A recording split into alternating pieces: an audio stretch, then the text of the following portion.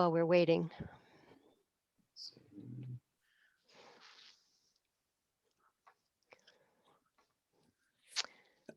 Hello, everyone. We're going to wait a few minutes for the rest of the people to join us. So just sit tight. We'll begin in a few minutes. And you're welcome to put on your video just so we can all see your faces and we can say hello to each other before we get started. Hello, each other. Hi, each other.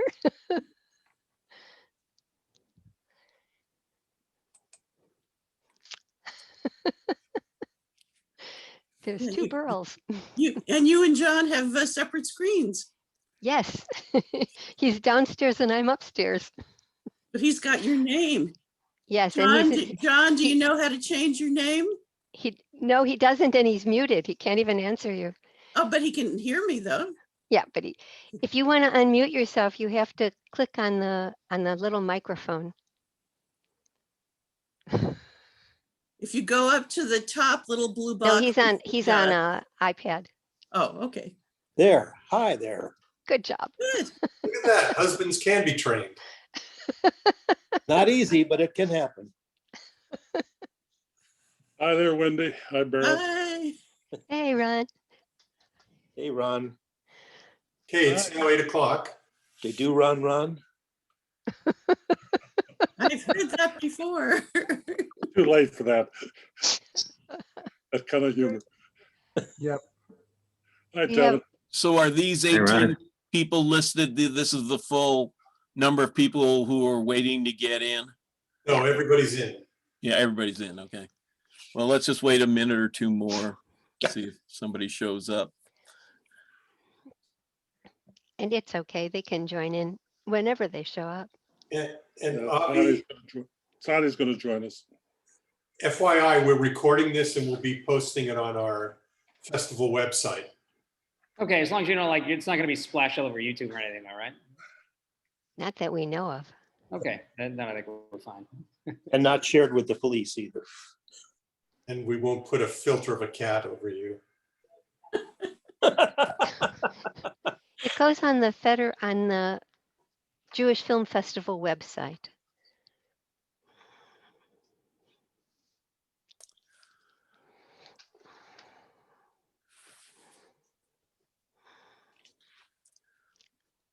Hi there. Hi, Sunny. Hi, everyone. Hi, Andrea. I watched it for the second time today. I absolutely love it. It's so much Oh, fun. thanks. Love it, love it, love it. Hi, Wendy.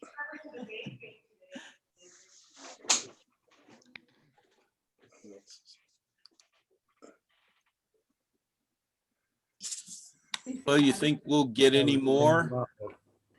Dave, I think you should start, and then when people come in, they'll just come in. Okay. Yeah, why don't we get going here? Hello, everyone. I'm Dave Harzoff. I'm a volunteer with the Sacramento Jewish Film Festival. I'd like to welcome you to the discussion for The Land of Milk and Funny. We have two special guests with us who I'll introduce in a minute here.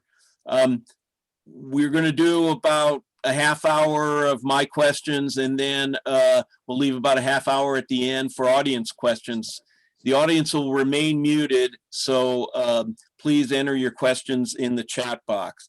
I want to thank Beryl Michaels and Craig Stevens for providing technical support for me today. And we really hope that you've been enjoying some films at the festival already. There's quite a number of them and some of the other live Zoom chats that we've offered. The festival is brought to you by the Jewish Federation of the Sacramento region and the Jewish Community Relations Council. And just if you didn't hear it before, we are recording this, so we want you to know that. So let's get to our special guests. They're joining us from Aruba, where they're going to be performing live, one of the few places that's not locked down on the face of the earth. Our first guest is Avi Lieberman. He's a comedian, actor, and writer. He was born in Israel and grew up in Texas.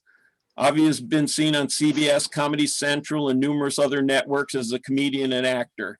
He's performed all over the world, including in December, where he was the first Israeli-born comedian to perform in Dubai after the Israeli United Arab Emirates agreement. He's done comedy shows for troops in Iraq and Afghanistan. As a screenwriter, he's recently sold his first film entitled Miriam. The story of the Exodus is told through the eyes of the women in the story. He has also optioned his second script entitled Patrick, the story of St. Patrick. Avi's been organizing these charitable tours, comedy tours to Israel with American comedians for over 15 years now. Our second guest is Jimmy Shubert, and he's also an actor and a comedian. He's been doing that for over 3 decades. He's been on one of Avi's tours to Israel, although he's not in the film, and he has an extensive list of credits in feature films and on TV. He's been seen on shows on NBC, ABC, CBS, HBO, Comedy Central, USA, and Fox. Some of those shows include King of Queens, Two Broke Girls, Entourage, and Monk. He was a finalist on The Last Comic Standing and headlines regularly at comedy clubs, casinos, and theaters across the country. He has a number of comedy albums out, including last year's Zero Tolerance, which is available on iTunes. So, joining us from Aruba, and really have to ask, what has it been like trying to do stand-up over the last year? Avi, why don't you go first? It's been weird. It's been kind of strange. I mean, because we're doing it, the few times I've done it live was in Israel when I showed up in August. So we were doing shows for like 30, 40 people outside that before they went into another lockdown. But it's been a bunch of Zoom events and Zoom shows, and that sometimes when you can see the people, it's strange as a comedian, like you want to hear the laughter, but now it's like you have to ask everybody, please mute yourselves. I don't want to hear it because background noise and people jumping back and forth. And that's been odd. It depends on the platform. As long as you can see them, that's made it easier for me. But I had one show for a synagogue in Atlanta, and the platform they were using was you couldn't see anybody. It was just me. And it was a live event, and I'm just talking into a screen for 15 minutes. I'm just like, I don't know how I'm doing it. So you just have no clue until you wake up the next morning. They're like, oh, that was great. So it's been strange to have your whole career kind of ripped away from you. But I'm sure Jimmy can speak to how insane this is. By the way, Jimmy is doing us a favor. He doesn't have to do this. I just asked him this a day ago. So Jimmy, if you need to go get something to eat, let me know. It's totally fine. You can go whenever. Hey, Jimmy, how's the last year been for you? You need to unmute yourself, Jimmy. You're muted. Gotta unmute. Unmute, there we go. How's that, better? Yeah. So, I've been doing parking lot shows where people sit in their cars and they tune in and the microphone, they can hear it on their car radios, and they flash their lights when they laugh. Those shows were like kind of big. That people do outdoor shows, and it's weird. I left California. I moved to Florida because Florida's open, and I've been kind of busy. It's interesting. It's like when you do a comedy for an audience now, it's almost like you're doing a mitzvah for them, because they don't realize how much they missed it. And they sit there and they laugh and they have a great time. And they're like, wow, I needed that so bad. It seems like people, that they deemed it unessential. And I mean, people really missed it. They missed going to comedy clubs. They missed laughing like that. And I think, laughter is very healing. And I think that people have really missed it. So my thing is like, I kind of have done these outdoor shows where everybody's sitting outside and under tents and socially distanced and everything else. And then I've done shows where I've gone to like West Palm Beach Improv and the room's packed and there's a bunch of people sitting together. I mean, it's weird. It depends where you're performing. Everybody's different, but I kind of try to keep as busy as I can because I love what I do. So, I've taken I had to take a test before I left. I took a test when I got here. I got to take a test when I leave. I'm really kind of I social distance anyway. I wear my mask, so I'm very careful. It's not like we're doing hey, there's a new meet and greet. As I stand by the front door, as everybody leaves, you can cough and sneeze on me, and I'm kidding. It's just a joke, but no, it's been interesting because we've been deemed non-essential, but not only for us, but also magicians, singer-songwriters, ventriloquists, everybody in the arts, dancers, everybody's kind of really suffered over this. Yeah, live theater. Yeah, I don't even know how some of them are hanging on. I guess there's some federal money coming through for them in this latest relief bill that was passed and signed. But boy, it's got to be really tough. I know I'm getting pretty tired of Netflix. I can say that. So Avi, you've been doing these tours to Israel for quite a long time now, over like 15 years. And what's the most meaningful part of these tours for you? Is the charity a beneficiary the prime motivation?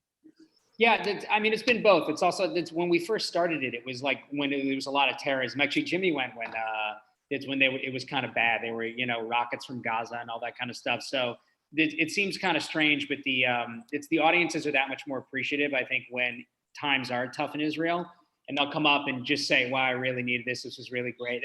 The first tour we ever did, and I'll never forget this, some girl just comes up to me, and this is when it was bad. We sort of started it because when the suicide bombings were going on, like 2003, 2004, then she comes up to me right after the first show, I think this was in the film, and she goes, I just wanted to thank you. I haven't had anything to laugh at in over a year. And then that sort of made me realize, I was like, oh, this is kind of, important. But in terms of the charity aspect, we started it twice, was just to brighten people's moods. And then a friend of mine took it over as a charitable fundraiser for Crossroads. They work with like teens at risk in the Jerusalem area. And then it sort of, in a good way, it sort of outgrew what they were able to handle. So we moved to, I don't know if you saw the beginning of the film where it talks about the Kobe Mandel Foundation. Yes. You just see it, but we don't. So they work with kids of trauma if they've lost an immediate family member in a tragedy. It's any tragedy. It used to just be terrorism. Now they've expanded it. And they have like a summer camp for these kids twice a year. And they have like a grieving mothers group and all that stuff. So it's one time, and this isn't in the film. It's never forget the first tour we did with the Kobe Mandel Foundation, that the parents, Seth and Sherry Mandel, actually, she's an award-winning author. She wrote a book called Blessings of a Broken Heart. And it's about her journey through grieving for her son. So Seth, to me, I forget, one of the comedians is on stage and I'm just waiting to bring him off. And Seth Mandel, the father, turns to me and he goes, everywhere Sherry and I go, people kind of walk on eggshells around us. Cause like, what do you say to parents that God forbid that happened? And he goes, and now all of a sudden people are coming up to us and going, this is great. When's the next one? He said, all because these comedians who've never been to Israel, who aren't Jewish, come over and do this. He goes, this is great. I do this again at cost, and then it was funny. The executive officer of the company, of the charity, goes, let's not go crazy. That's what, so that kind of made me feel nice. He's like, all of a sudden, he said, we're more socially accessible just because these comedians, we don't know, come over here and do these shows. He goes, this stuff is great. So, and he said he likes the fact that, Kobe's name is now associated with something that's fun instead of something that's completely tragic. So that's kind of nice. That's great. So I need to ask you, are audiences different in Israel than they are in the US? Do you adjust your comedy? I think Jimmy can probably speak to this too. I found the audiences there to be, it's probably a little bit better, and also like in the more far flung places like Modi'in. People ask like where are your hottest shows. I'd probably say like, Modi'in and Ra'anana, like Jerusalem and Tel Aviv, there's stuff to do. So it's not as much of a novelty, but it's, who the hell goes to Beit Shemesh? Nobody. So they're thrilled that, these comedians like at Jimmy's level will come over and do these shows. We kind of take it for granted sometimes if you're in a big city. If you're in a Boston or a New York or LA especially, you can go to a comedy club and see great comedians whenever you want. That's not the case in Israel. So but I found the audiences there to be almost better than the US. Jimmy, what's your... Yeah, really, it's interesting, people take it for granted here, but people there were very thankful and very appreciative that you traveled all that way to come out there and entertain them. And I really enjoyed how much they appreciated it. Sometimes in America, you get a bunch of drunk people yelling at you on the second show Friday. And on these shows, people were grateful that you came over. Thank you for coming. Thank you for coming. Thank you for coming, which really, I greatly appreciated. It was, and they really enjoyed the shows. And I work at that level. Like I'm not really kind of, I thought the audiences there were just as good as they are in America, if not better, to tell you the truth. Great. Does anything really stand out for you, Jimmy, from your experience of performing in Israel or just visiting Israel? Yeah, I absolutely loved it. I mean, I loved it so much. I usually recommend to my parents. I said, my dad goes, "Would you?" I said, "I would go if you." My parents went to Israel. They did their wedding vows again while they were in Israel. Then they went to Italy, and my dad loved Israel, and I absolutely loved it myself. I had an amazing time in Israel. It was transformational, to tell you the truth. I thought it was amazing, and like Avi said, I was getting ready to go with two other comedians. Because at the time, I guess there was rockets attacks, and that those two other comedians backed out. I did not. I said, I'm going. I said, I'm not backing out. And then we had two other comics who jumped on board, and we had the most magnificent time. I really, one of my favorite trips I've ever taken in my life. And I've been to Afghanistan. I've been to China 3 times. I've been to Ireland with my family, but I really enjoyed going to Israel. It was something special. I'll always cherish the trip. It was absolutely amazing. Great.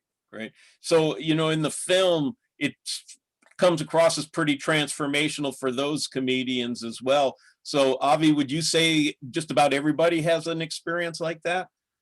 Yeah, and the funny thing is, even whether you're religious or person of faith or not, it's like Harlan Williams, for example. Like Harlan was a park ranger in Canada before he did stand up, so he appreciated like the topography of it, like and all the parks and the this and all and the different springs and the history, and then for example, like Mike Loftus, he's a big history buff. So he came and he loved it for that aspect. And it's, in Israel, anything under 2,000 years old, they don't consider like, who cares? They'll take that piece of pottery and throw it in the garbage. They don't really care.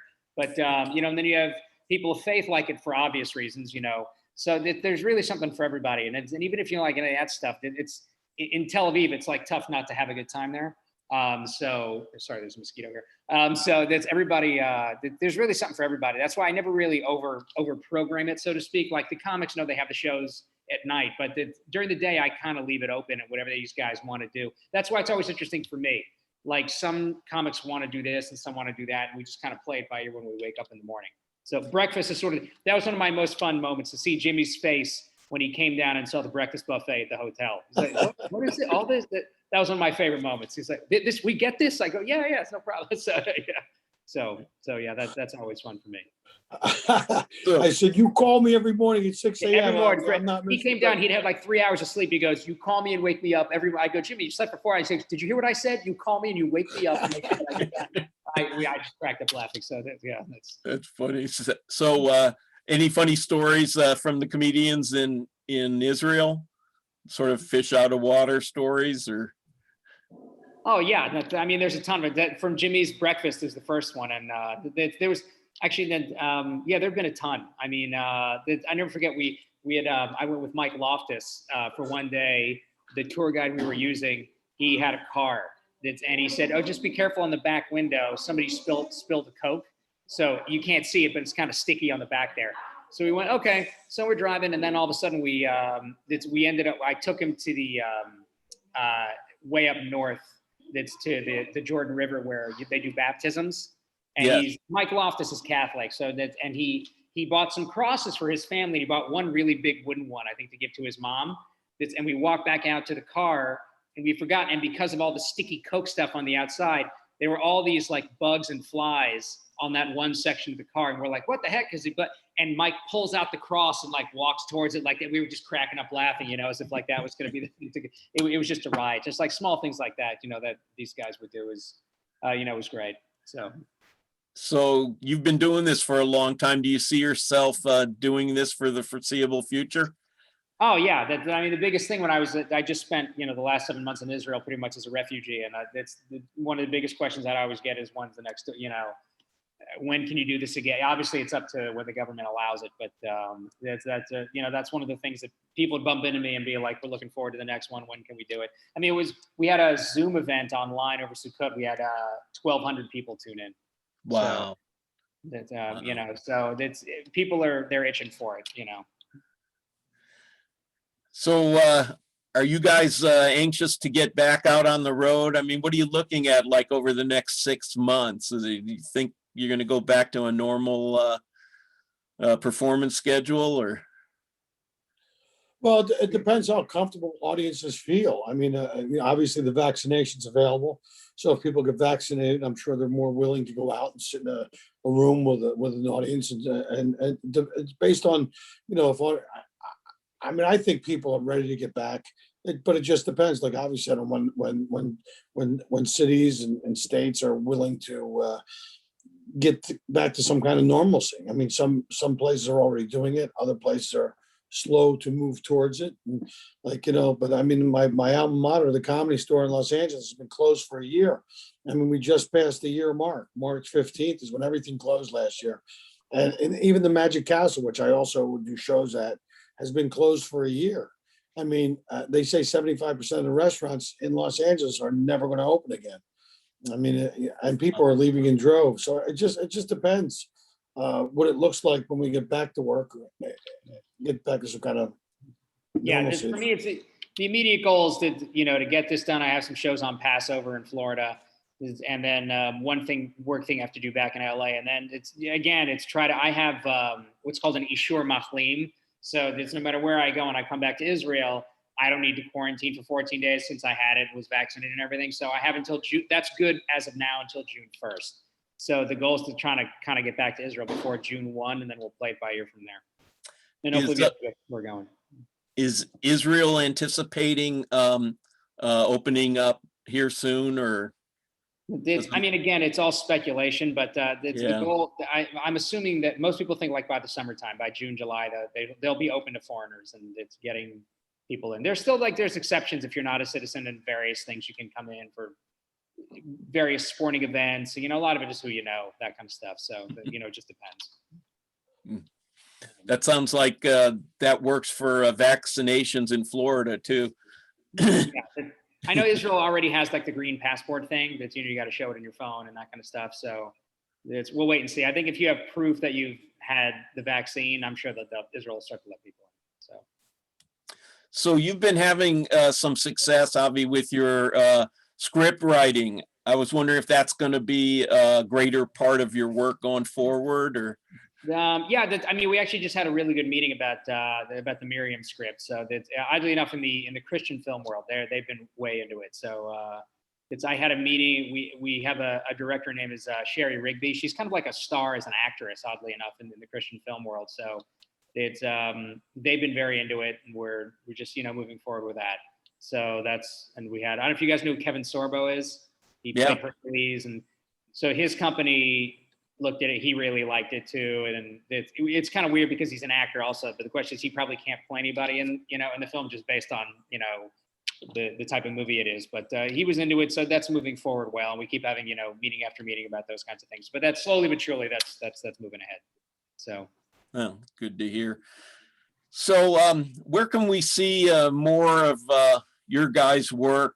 Do you have videos online or anything like that people can watch? Yeah, I do have a special out called Zero Tolerance. It's available on my website on the Vimeo platform. People can rent it or buy it. But it's only been out for a year. The album just hit #1 on iTunes over the summer. And so that's if you have a chance, just even audibly to see Jimmy, trust me, do it. He killed tonight. It's just to watch him. There are a bunch of comics who comics will come in the room to watch, and Jimmy is one of them. So he's just so fun. I stay there the whole time. I just enjoy watching him as a comedian. So when you can make jaded comics laugh, it's the true test, huh? Yeah. Well, I'm about out of questions, so I guess we should go to the audience questions. Let me get the chat box here. Looks like 10 questions. Let's see. Here's a question for you. Well, let me start at the top. Okay. Avi, can you tell us a little bit more about the charitable organizations you raise money for? I don't know if we covered all of that. I was touched by... It's called the Kobe Mandel Foundation. You can go to kobymandel.org, KOBYMANDELL.org. And they work with children of trauma. That's the main thing. If there's any child that's lost an immediate father, mother, sister, brother, it used to just be in a terrorist attack. but now they've expanded it to kind of all children of tragedy. They do that where that's who the gate goes to. Thank God we have some sponsors that help offset the costs. So whatever costs are after, all those costs are covered, every piece of profit goes to the charity. So that's great. Same person says that they were very touched by your gesture of giving money to the merchants in, I don't know if I'm saying this right. Yeah. That actually started. It was funny because it's like in the film, I just mentioned to somebody, I'm just going to go there and have lunch to support. And then a friend of mine goes, you do that, lunch is on me. And then it's sort of like, by the time I left LA, people were coming up to me going, hey, I heard you're going to stay right here. It's $50. So all of a sudden I had this wad of cash, and it became kind of a funny, I was actually there with Mark Schiff. So Mark opens for Jerry Seinfeld on the road. And he and I go to the same synagogue, and it became a running gag. We'd go up to the same donut shop or something, and how much is this? It's like 5 shekels. I'll give you 10. And then Mark would go up and go, how much is this? 5. I'll give you 20. And we would like bid up. It's in terms of like giving the people money, because they were really suffering there. Like nobody was going to Stay Road. Nobody was buying food. That, as you saw in the film, there was restaurants were just empty. It was just sad. So that was kind of our goal. Yeah. Well, when the bomb siren went off, that really made it ring home, Yeah, and that was definitely a unique experience. And actually, you can hear the boom if you listen close enough to the film. That was kind of a unique experience. Definitely. How do you recruit the comics? Has he ever had Muslim comics? Yes, I actually have. We recruit them now. It's a lot of it, thank God, it's word of mouth. So it's like I've gotten comics like I would never normally be able to get Jimmy to come over, a guy of his level, and for what, they get a stipend and stuff, but it's not a lot of money. But it's word of mouth. It's like comics here, it's a good gig, and they'll tell other comics this is something you should do. So it's kind of, I have the headache I wanted now. It's like, word is out. I have too many comics coming at me going, I want to do this. And then Muslim comics, I've had, I brought a comic named Salim. Salim is this big black guy, but he converted to Islam when he was his parents converted when he was a baby. But his full name is Salim James Muhammad. So that was a fun little 40-minute exploit at the airport, dealing with Salim flying into Israel. And then AJ Jamal, whose real name is Jamal Jalil. I've had Muslim comedians there. So Dennis, who's in the film, I think I recommended to you, Dennis Regan, who's Brian Regan's brother. I recommended him to you, and he's in the film a lot, but really, really funny guy. Yeah, so it's like guys like Jimmy, just basically it's word of mouth now. Jimmy recommended somebody to me tonight. He said this guy was Don Simone. What's his name? Steve Simone. Yeah, Steve Simone. That's once somebody recommends somebody, that's someone I'll take a look at. If Jimmy's recommending guys that I trust, and then it's that's it's not only do they have to be funny, but I think you spend so much time with them off stage. They have to be good people. There's a lot of you want to get involved with people that are very high maintenance. It's not that kind of gig. You go there for which I've had to deal with. Yeah, and I was just there to enjoy it. I mean, I had such an amazing time.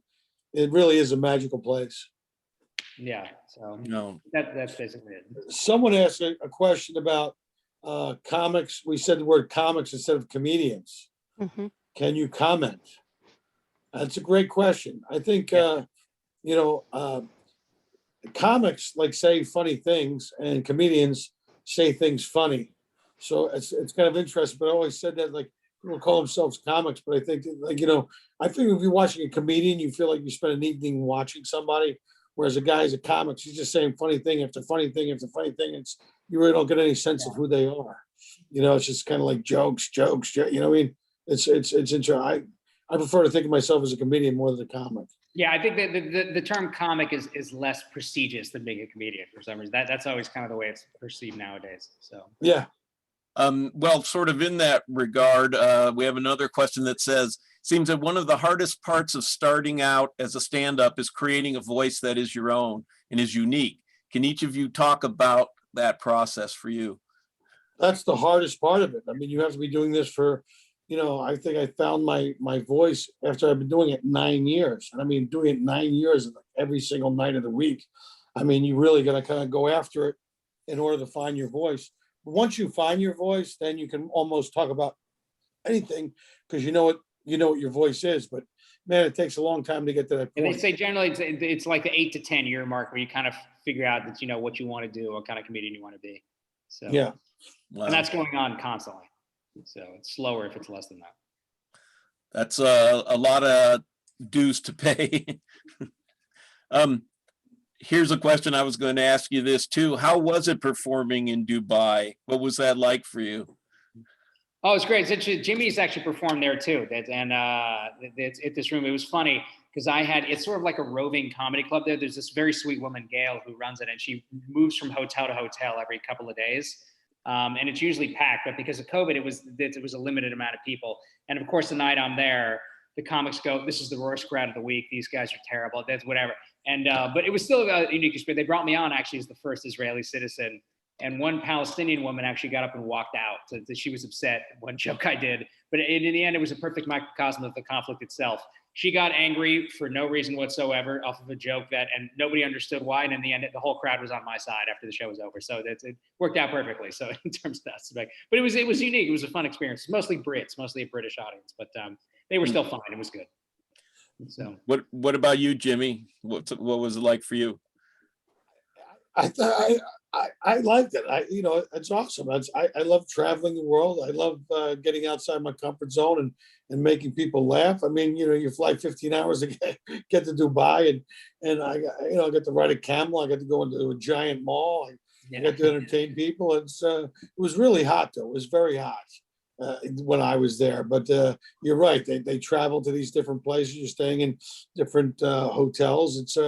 It's interesting. I've done 3 tours in Asia, over in Singapore, Macau, all through Beijing and Shanghai and Wuzhou and Sushi, and they got these giant expats that are over there teaching English to the Chinese. And there's like 25,000 people that live in these, and there's nothing for them to do. And so you get the trip out of it, and you get to go see the world, which is amazing. I mean, I'm glad I got to do all this stuff before COVID, because I don't think I'll be doing it. I don't think I'll be, unless again, Avi brings me back to Israel. I won't be really traveling internationally. I won't be traveling internationally anymore. I've done a fair share of it. I've been all over the world, and I'm good to go. But I'm glad I got it out of the way, because that now I don't think there's going to be a lot of that going on. That's an interesting comment. And I've done a lot of Department of Defense tours and the Armed Forces Entertainment tours all through Europe and all through South America and Cuba and everywhere. And so it's just, it's going to be interesting to see how this goes and how it's going to affect international travel for sure. I think there's going to be a lot of people who are slow to warm back to it, up to it. And I saw something today that said 2024, 2025 before we're back to the same levels of travel. That's the projection. Here's a question. This person says, I love the comics in the film, but was wondering, where are all the female comics? That's the first question I get. It's funny. I usually preempt any Q&As we have when we've had screenings before. It's like, I've taken a woman, I think 15 times. I'm not exaggerating, literally 15 or 16 times. And it's the first time they ever screened it, like when I sat down with the 2 producers, Danny Gold, who produced it, and Larry Erbst, who directed it, the first thing out of my mouth was, "Where are the women?" And he goes, "Avi, it's, tech-wise, whether you're filming things in, PAL and HTSC, and it was just one of those fluke things where that's why I included Kathy Ladman in, because they said the sound was so bad. I said, I don't care. You think in today's day and age, I'm going to, on purpose, leave out women, you're out of your mind. It was just one of those things that's like, either most of the women I took were after we had filmed, or it's that year's stuff wasn't usable. The men too, who went on those tours, are like, how come I'm not in it? I thought we felt what's going on. They were also annoyed. So that's why sort of the main crux of the film was the spine of the movie was that one tour, because there was so much footage that wasn't usable. That's why we had to have certain, we had subtitles in certain places and things like that. It was just in terms of the speed and the sound and so those kind of things. But that's why there weren't as many. But I've taken a woman literally, I think either 15 or 16 times. Yeah, I noticed that you often, in some of the scenes, there wasn't a microphone recording for the film up near the comedian, and you're just getting the house sound. And it sort of sounded like Yeah, I mean, some of that footage is just like guys I didn't know were recording. And they, you know, after a show, because it was sort of a movie that happened on purpose and on accident. We never recorded some of this stuff with the intention of having a film. And people just began to hand me footage. It's like, oh yeah, I'll record tonight. I have a camera. Do you want? And they'd hand it to me and be like, okay. And then we'd take a look and sit down and play it, and it wouldn't work in the US, or would, you know, it was this conglomerate kind of just footage from all over the place. Would you ever do a sequel? Something like that? You know, it's one of those things where when do you stop? Because it happens twice a year. Yeah. So you have to kind of pick a final. You know, yeah, this would be an interesting thing to think about. You know, you know, someone told me once that they were doing a film about. It was like a big music festival or something, and it happened every year. So they said, look, we have to pick a stop date because we could just keep doing this. Oh well, next year's this people. Next year's. So you know, I'm not sure. We haven't really thought that far ahead with it though. One of the things I would like to see is more of the audience and their reaction. I just think that'd be really interesting, you know.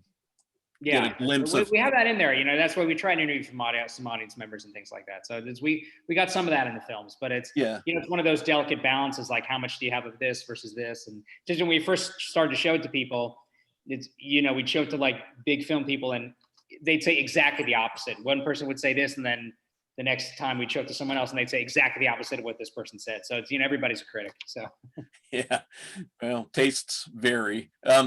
So here's a question. When you go all over the world, do you run into problems with people not speaking English? Do you ever have to use a translator? Or do you always find that the places you go have enough English speaking people to get by? well, I don't think they're going to book comedy shows in English without them knowing it. You know, I was just concerned. I just performed in Moscow actually for the first time. And that was my concern. I was like, are they going to, he's like, yeah, no, it's an English night. Like they're expected to know it. You know, and I asked the guy who ran it, I said, he goes, normally it's like 80% expats, 20% Russians who just know English very well. But he said, tonight it'll be, you know, it'll essentially be the opposite. It'll be, you know, 80% Russians who know English very well because they're not letting tourists in, and then 20%, you know, expats. So it's, yeah, usually it's not really a big deal. So. Okay. Let's see here. Were you involved in the editing process for the film? And if so, can you talk about it? You've been sort of talking about it, but yeah, I wasn't involved as much as Larry Erbst, who was essentially the editor and director of it, but you know, because it was up to him to kind of cut what was salvageable with it. You know, I mean, I remember the first critique when we sat down. We're trying to create quote unquote a kosher version of it. That's, you know, that's like squeaky clean, that like, you know, Chabads or like, you know, very religious synagogues can show. I was involved in the editing in that, just like it's giving notes. I think it was literally 50 something seconds that needed to be cut out total. But that was it. That's the only thing where I sat down and said, we have to cut this, this, this, and this. But that was really about it in terms of the other side. And the first thing I said, where are the women? So I forced them to put in that sound stuff, which was the problem, because I said, I'm going to get crucified if we have no women in this thing. So that's why even with Kathy Ladman, I think Mary Ellen Hooper's in there for a second, and, you know, stuff like that. But that was the only thing where I just immediately said, what's going on with that? But that was the only thing where I kind of piped up and said, that has to be fixed. So somebody would like you to talk a little bit more about your film, Miriam. Oh, yeah, I mean, every few years I would notice like somebody puts out a film about the Exodus, and they're either just like all wrong, and there's a quote in the Talmud that says that were it not for the righteousness of women, we would not have been redeemed in Egypt. And I just remember thinking to myself, well, somebody should tell that story. And it just seems to me like the women are constantly being left out. And I'm not some raging feminist or something. I just would watch this and go, this is factually wrong. Like I'd watch the way Bethia was portrayed, or like Shifra and Puah, the first, you know, the handmaids who refused to execute the baby boys. You know, there's a debate: were they Egyptian or were they Jewish? It's half and half. So the first recorded moment in human history, for example, of defying a state law based on ethical grounds, were those two women, and they're the reason why the Nazis going, well, I was just following orders, is not good enough. And you just leave them out. Like they're never even in the stories, like, you know, Gods and Kings and the Ten Commandments and all, everybody's basis of understanding the Exodus is from these Hollywood movies, which have a lot of stuff that's just wrong. So I just kind of set out to maybe let's see if we can write something based on the text itself and what commentators have to say about the text. And that's kind of the route that I took. So, and I think it was sort of like a Rosencrantz and Guildenstern perspective on the Exodus. It's basically the story of Miriam and Bethia, like their relationship. I vetted it, it's been vetted by Reformed women rabbis, Orthodox men, ministers, professors of history, and no one really had a problem with it, with the take that I had. So the two differences that I had in terms of the classic narrative was that Moses' life in the palace probably stunk. It's, Bethia isn't pregnant, she comes back with a baby. They knew damn well who this kid was. And that also that I find it impossible that Bethia and Miriam didn't know each other beforehand. And every person I talked to said that those are legitimate perspectives. There's no problem with that. So, and that's basically it. I just thought it was a unique take on a story that people kind of already knew about. Well, look forward to that getting produced. Yeah, let's hope. Well, we've come to the end of the audience questions. Does anybody have a last question here? Because I'm pretty much out of questions too. So I have one more question about Miriam. When do you expect it to be available for viewing? Oh, well, that's, as soon as we get the money for it and get that, it's moving, it's getting there. As soon as it's shot, I'll let you know. That'll be a bit off, a bit of ways off, but soon, hopefully. well, Jimmy, do you have any last comments you want to make about the film, the Israel experience? Well, I wasn't in it, but you don't see me complaining. Yeah. Yeah. Jimmy doesn't complain about anything. Yeah, I mean, I just love going to Israel. I can't wait to go back. Actually, I was talking with Avi about it tonight. He talks about the next time that we go do this to bring a killer show back in there, because people, it's been a while since people have been able to come to these shows and laugh, and I think we should just bring a killer show in there and just really. I'm looking forward to going back. I can't wait to go back. And, Jimmy is on the immediate return list, believe me. So there are comics that we sort of note, and I always talk to the producers in Israel who should be this, and that we always discuss like who needs to come back and all that kind of stuff. So Jimmy was on that list real early. So great. Well, I imagine there's that pent up demand pretty much everywhere in the world too, that there's going to be a real surge once people do feel comfortable. Yeah, we hope. Yeah. So that should be good for show business. I don't know when that's going to be, but it should be good. Listen, I just want to really thank you guys for joining us. I don't think we have any more questions. It's been wonderful all the way from Aruba. I know you're. Well, thank you for thanks having us. Thanks for having us, and Avi, thank you for inviting me. Yeah, no, glad you're able to do it. Thanks for doing it, buddy. Yeah, I look forward to coming back, and maybe I'll make the second part of the documentary. Yeah, maybe it'll put me in it. I'll have to wear a wig or something, but I'll get in it. Jimmy in Israel. That'll be the title of the next one. So, yeah. Well, listen, really nice meeting everybody. Thank you for having us on this, and enjoy the rest of your week, and thank you very much. Thank you. Thanks, guys. You, Avi. Thank See you. you soon. Well, I want to thank all of you for joining us. Want to encourage you to watch other films and live events that are going to be taking place at the festival.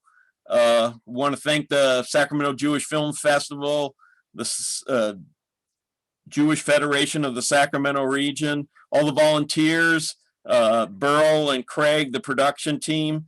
Thank Tevin, our executive director. And we really hope that you enjoyed the film, and we hope that you'll enjoy some more films. So with that, I guess we're ready to say goodnight. Thank you very much.